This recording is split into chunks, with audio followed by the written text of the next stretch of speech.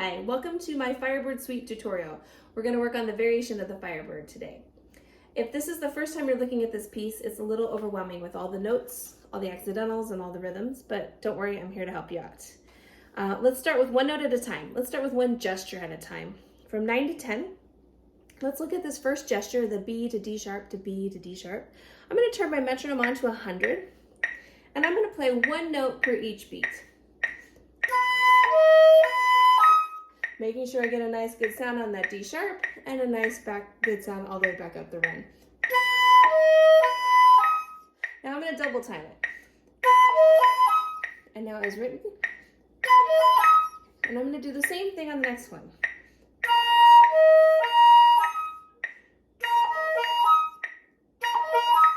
And the next one.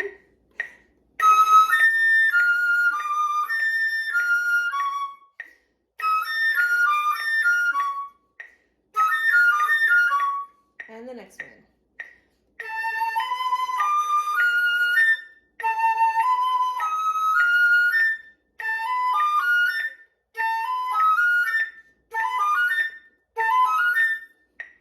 And so even if you've already learned this piece, it's good to go back to this kind of slow tempo. You can focus on the dynamics, on the style, on the articulation as you go through and work through each gesture. I wouldn't go from beginning to end with the whole variation doing this because it's too much for your brain to handle. Put it in small chunks, maybe 9 to 14, 14 to 17, 17 to the end, or even smaller chunks if you need to. The next thing I want to do is I want to play for you this entire variation at a slower tempo. So if you're just learning it, you'll be able to hear what the notes are. Sometimes if you listen to a recording, it's fast. Even if it's just flute alone, there's still a lot of notes, maybe hard to catch the accidentals. I'm going to do this at 120 so that you can really hear and make sure you're playing all the correct notes. When it gets to the longer rests, I'm going to go ahead and just condense those by one bar so that we don't have too much downtime. So here we go from the beginning at 120.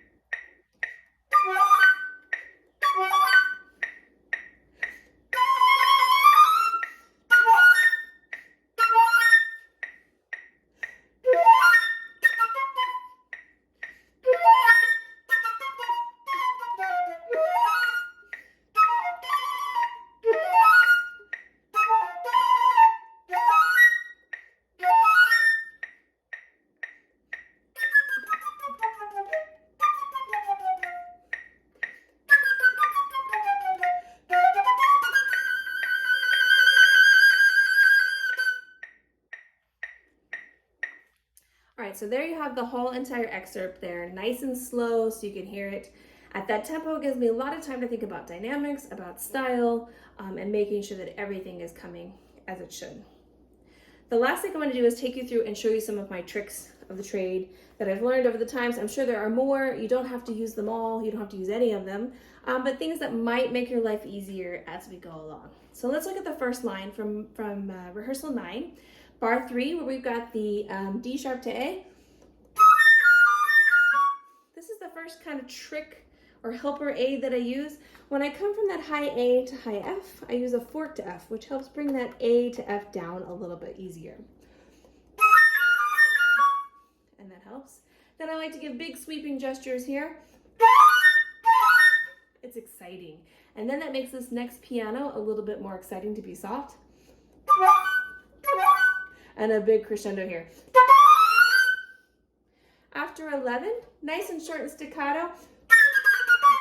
Really make sure that those tongues, those staccato notes stick out. When we get to 12, so there, of course, when you're going from high A to high E, you want to pull your pinky off so you get a nice good forzando. And another one there, good, nice crescendo. Here, nice and light and bouncy. Because we've come from this forzando tempo dynamic, we want to make it nice and contrasting there with the mezzo piano. From 13, with those E's, you've got the E, bottom E to the middle E. You can crack your second trill key. And then again, we've got this another big run from the B flat up to high B flat. I like to use harmonics for the F sharp and the G sharp, so fingering B natural and C sharp. So starting on the B flat, it lets me really make sure that all of those notes speak as I go through the run. Now, everybody's least favorite run is this one before 14. Nobody likes it. There's no tricks that I have. If you have some, please let me know. But I think you just got to practice it and go slow. One thing to realize is that the second half of this bar before 14 is really easy. That's not hard. So the tricky part is really getting from that low octave up. And so you can do the same thing with your metronome, bringing that down to 100.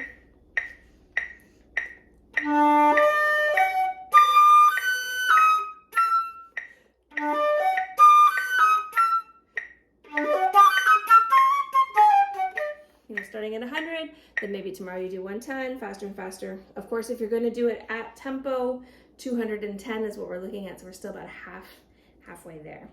Going on at 14, we come back to these gestures that we're used to. This next one, which is between 14 and 15, C natural to high F sharp. I use a half whole F sharp. It seems to make it come out a little bit more consistently.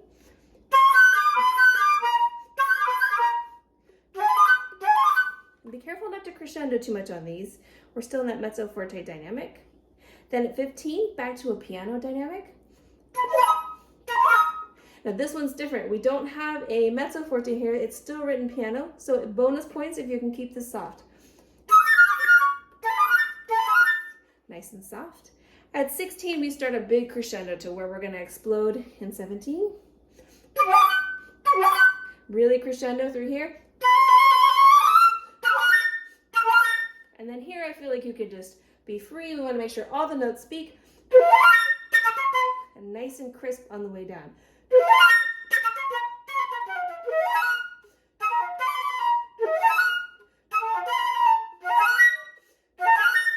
All of that playing forte, big and strong. The whole orchestra's going. Everybody's got lots of notes.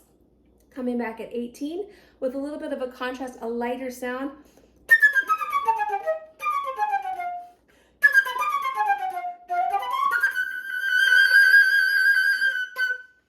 Crescendo through the end there. So there you have Firebird. The last thing I can say is if you've got it learned and you're working on it and you're trying not to rush your rests, is to practice playing it with your metronome down at 30, having it beat once a bar. So that way you can really see if your inner rhythm is locking in. So I hope that helps. If you have any other tricks, please feel free to let me know. I'd love to include them in the next time. All right, good luck.